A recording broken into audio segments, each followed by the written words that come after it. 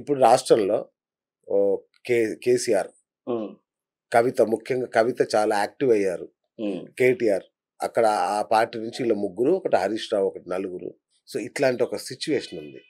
ఇప్పుడు కేసీఆర్ గారి జాతకము 2 తెలుగు రాష్ట్రాలలో అందరు అందరికీ జ్యోతిష్యుల తెలుసు. దగ్గర ఉన్నారు. అవును. ఓకే అన్న. అవును. కవిత గారిది భరణి నక్షత్రం మేషరాశి. హ్మ్. అంటే కవిత గారిది కూడా ఏమైతుందంటే ఒకరి దగ్గర ఒక డేట్ ఆఫ్ బర్త్ ఉంది, ఇంకొకరి దగ్గర ఇంకో డేట్ ఆఫ్ బర్త్ ఉంది. నాకున్న సోర్స్ మేరకు వారిది భరణి నక్షత్రం మేషరాశి అండి వారి జాతకం ప్రకారం. వారికి 12 అంటే ఇప్పుడు ఏలినాడు శని స్టార్ట్ అయింది కవిత గారి. అచ్చా. కవిత గారి జాతకంలో ఏలినాడు శని స్టార్ట్ అయింది. ఓకే. కానీ ఏకాదశం నందు రాహు స్టార్ట్ అయ్యాడు. ఓకే. ఏకాదశం నందు రేపు ఆహా. మే 2nd వీక్ తర్వాత హ్మ్. మే 2nd వీక్ తర్వాత రాహు రావడం వల్ల ఏమైతుందంటే లాభస్థానంలోకి రాహు రావడం వల్ల కొంత లీగల్ ఇష్యూస్ ఏవైతున్నాయో కొంత తగ్గుముఖం పడుతుంది. అచ్చా. ఆ కేసులు ఏమంటే కొంచెం వారికి ఊరట లభించేటువంటి అవకాశం ఉంటుంది ఒకటి. ఆ, రెండోది గతం కంటే ఇప్పుడు వాళ్ళు బ్యాక్ బౌన్స్ అవుతారు. అవును. వాళ్ళు ఇంకా బయటికి వస్తారు ఇప్పుడు వారు. హ్మ్. ఆ అవకాశం అయితే ఉంది. ఓకే. ఆ. రైట్. అది చాలా మంది ఏలినాడు శని అనగానే వాళ్ళు ఏమనుకుంటారు భయపడిపోతారు. నెగిటివ్ గానే చెప్తూ ఉంటారు. అవును. బాగా శ్రమ చేయడానికి కూడా శని అధిపతి అండి. ఆహా. సో బాగా శ్రమ చేయకపోతే కూడా ఎవరు ఎదగరు. అంతే. చాలా మంది ఏమనుకుంటారు అంటే ఏలినాడు శని అంటే ఇది ఒక నెగిటివ్ పీరియడ్ అది రాంగ్ థాట్ అండి. ఇంకా ఎక్కువ శ్రమ చేసి మనం ఎదగాలి. వాస్తవం 7.5 పీరియడ్ లో ఏంటంటే ఇంకెక్కువ శ్రమ చేయమని చెప్పాలి. Correct. అంతేగాని భయపెట్టి నువ్వు ఇంట్లో కూర్చో ఏం చేయకు అని చెప్పకూడదు వాస్తవం. ఓకే. ఓకే. సో కవిత గారు ఇంకా ఎక్కువ స్ట్రెయిన్ అయ్యి ఇంకా ఎక్కువ వాళ్ళ పరివారాన్ని తీసుకొని కొంచెం బౌన్స్ బ్యాక్ అయ్యే అవకాశం ఉంది. ఓకే. రెండోది మన కేసీఆర్ గారి జాతకం అవును. మరి అందరికీ ఎరికే కర్కటక రాశి అష్టమ శని ఓ పెద్ద బండరాయి నెత్తిలో మోస్తున్నాడు ఆయన 3 ఏళ్ళ నుంచి. అది ఒక పక్కకు పెట్టినట్టు ఉంటది. ఆ రిలాక్సేషన్ వచ్చేస్తుంది అతనికి. ఆ. సో ఏకాదశ గురువు ఇప్పుడు ఉన్నాడు. నెక్స్ట్ కూడా 12వ గురువు కూడా శుభకార్య నిమిత్తమై ఇది చేయాల్సినటువంటి పరిస్థితి ఉంటది. సూపర్. సో కొంత అష్టమం నందు రాహు వచ్చినప్పటికీ కూడా కొన్ని విషయాలు రహస్యాలు బయటికి లీక్ అవుతాయి. అంటే వారు అంతర్గతంగా వారు కూర్చొని ఏమైనా చర్చలు చేసి రాజకీయపరమైన తీసుకునే కొన్ని నిర్ణయాలు కొంచెం రహస్యాలు కొన్ని బయటపడేటువంటి అవకాశాలు ఉంటాయి. ఓకే. ఆ విషయంలో కనుక వాళ్ళు తగిన జాగ్రత్తలు తీసుకుంటే మాత్రం వారు నెక్స్ట్ అంటే గతంతో పోలిస్తే కొంచెం వాళ్ళు బెటర్ అవుతారు.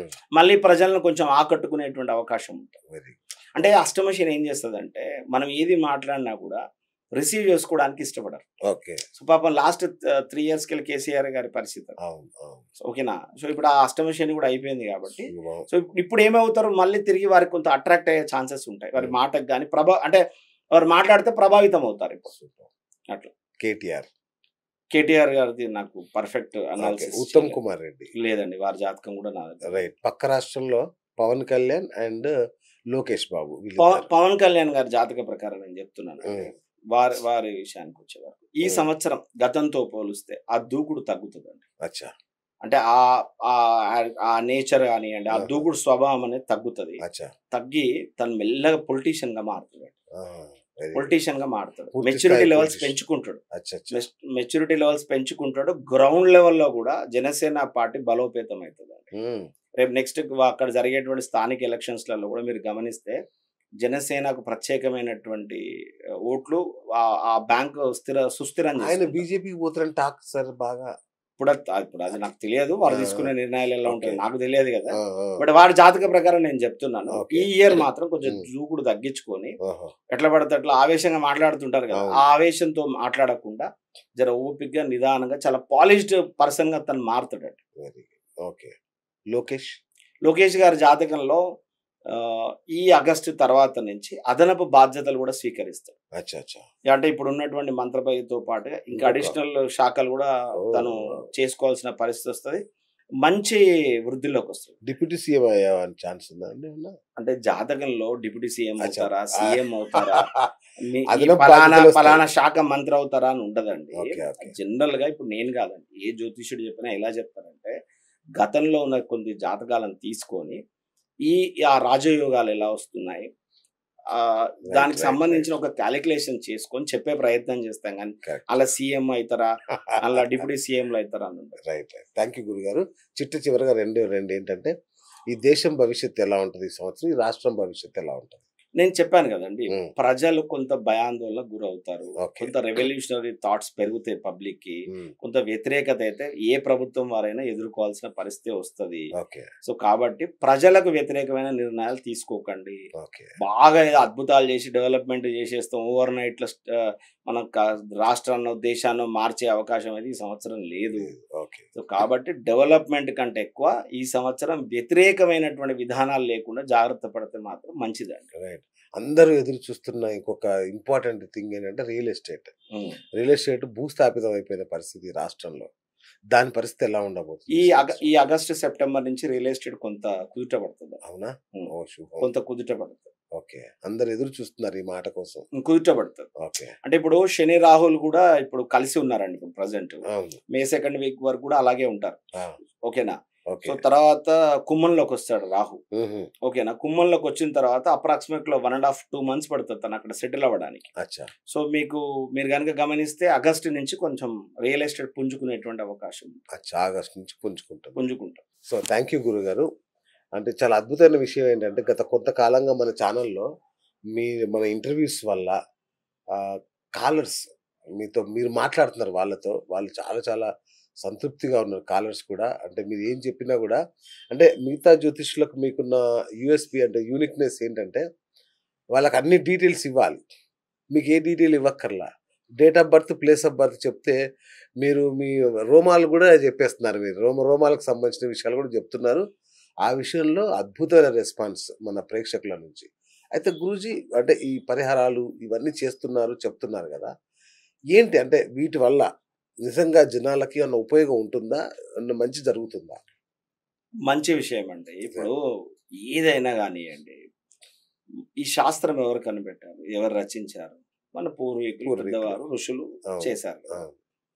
ఇప్పుడు మనకు నచ్చిన విషయాన్ని తీసుకొని నచ్చని విషయాన్ని ఇది వద్దండి, ఇది ఫేక్ అండి, ఇది అబద్ధం అండి అని ఎలా అంటాం? ఇప్పుడు పూర్వము పాకశాస్త్రం అనేది ఉంది. ఎలా ఉండాలి, ఏ పదార్థాలు తినాలేదో వారు చెప్పారు. దాన్ని ఆచరిస్తూ వస్తున్నాం కదా. అంతే కదా. జీవన విధానాన్ని పాటిస్తున్నాం కదా. ఎవరెవరికి వివాహాలు చేయాలి, ఎట్లా చేయాలి, మంచి చెడు, వావి వరుస, ఇవన్నీ ఎవరు చెప్పారు మనకి? పెద్దలే. అవి పెద్దలు పూర్వీకులే చెప్పారు కదా. అవి వింటున్నాం కదా. వైద్య శాస్త్రం ఉందండి. ఆ వైద్య శాస్త్రాన్ని కూడా వింటూ ఉన్నాం కదా మనం.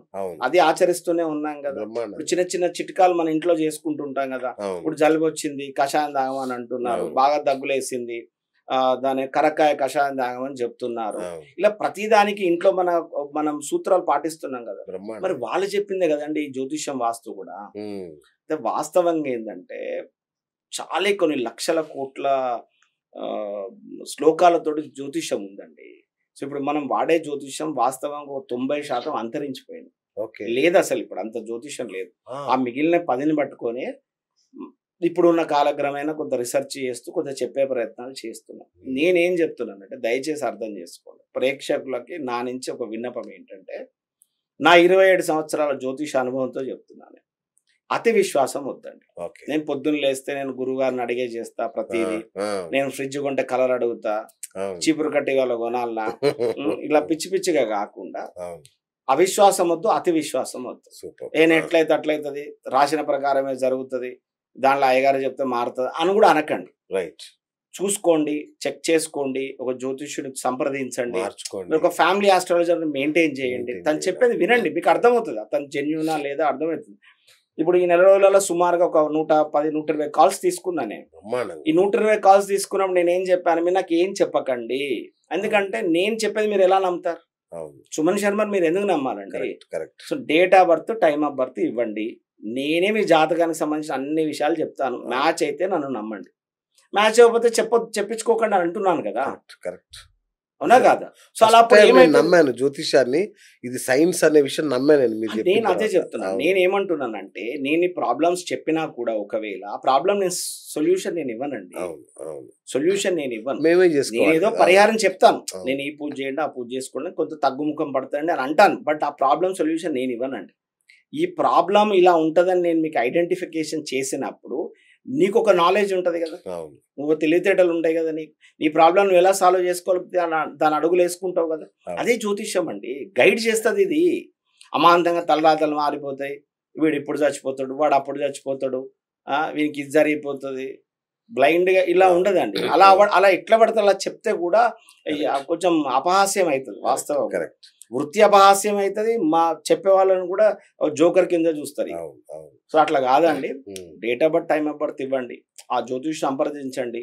తను చెప్పిన విషయాలు మీకు మ్యాచ్ అయినా చెక్ చేసుకోండి. మ్యాచ్ అయింది అనుకోండి, వినండి, మీ బలం తెలుసుకోండి, మీ బలహీనతలు తెలుసుకోండి, మీరు ఏ రూట్లో వెళ్తే సక్సెస్ అవుతారో తెలుసుకోండి, ఏ ఇబ్బందులు కలుగుతున్నాయో చూసుకోండి, ఏ హెల్త్ ఇష్యూస్ వస్తాయో తెలుసుకోండి. ఓకే, దాని అనుగుణంగా కేర్ఫుల్గా ఉండండి. తప్పే ఉంది అందులో.